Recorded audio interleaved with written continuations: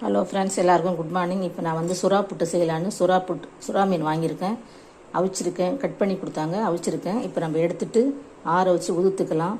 அதுக்கு நான் வந்து ஒரு பெரிய சைஸ் வெங்காயம், 1.5 வெங்காயம், பச்சை மிளகாய், இஞ்சி, பூண்டு, கொஞ்சம் கரம் மசாலா, தனி மிளகாய் பொடி, இவ்வளோதான். கருவேப்பிலை, மல்லியல்.